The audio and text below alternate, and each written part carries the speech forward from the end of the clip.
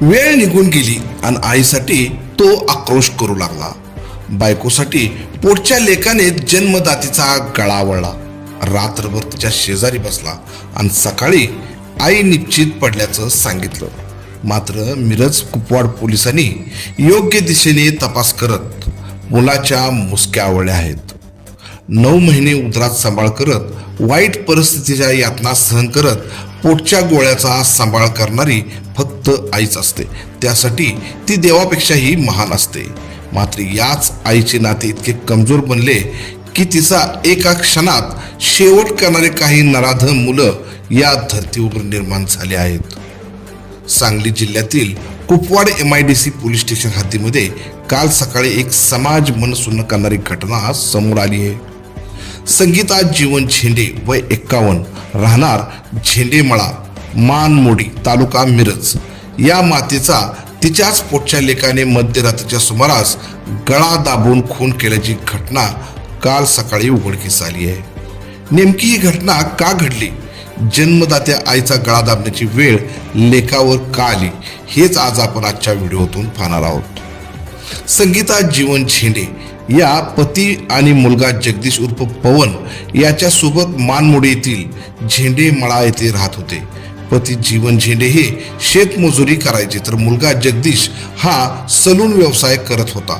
मागील काही दिवसांपूर्वी जगदीशचे लग्न झाले होते.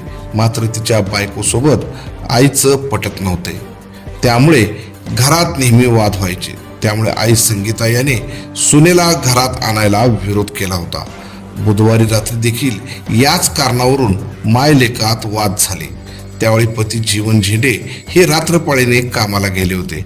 घरामध्ये संगीता झेंडे आणि मुलगा जगदीश झेंडे हे दोघेच होते. याचाच त्याने गैरफायदा घेतला. त्याच्या डोक्यातील राग त्याला रात्रभर झोपू देत नव्हता. त्याने मध्यरात्रीच्या सुमारास झोपलेल्या आईचा गळा जोरात दाबून तिचा अखेर शेवट केला. या घटनेनंतर जगदीश झेंडे हा आईच्या मृतदेहाजवळच बसून राहिला. त्याला काय करावे हे समजू शकले नाही. सकाळी घरचा दरवाजा उघडून नातेवाईकांना सांगितले की आई निश्चित पडली, काय झाले माहीत नाही. जवळच असणाऱ्या लोकांनी उपचारासाठी तिला शासकीय रुग्णालयात नेले असता डॉक्टरांनी मृत घोषित केले. शवविच्छेदन अहवालामध्ये तिचा गळा दाबून खून झाल्याचं उघड झालं. त्यानुसार MIDC पोलिसांनी लगेच तपासाची सूत्रे हाती घेत मुलगा जगदीशला ताब्यात घेतले. सुरुवातीला त्यांनी उडवाउडवीची उत्तरे दिली, पण जेव्हा पोलिसांनी त्याला बोलणारा पट्टा दाखवला की लगेच त्याने बायकोला घरी ठेवत नसल्याने तिचा आपण गळा दाबल्याचे सांगताच तो पोलिसांसमोर जोरजोराने रडून आई आई करू लागला. पण वेळ निघून गेली आणि आई अनंतात विलीन झाली.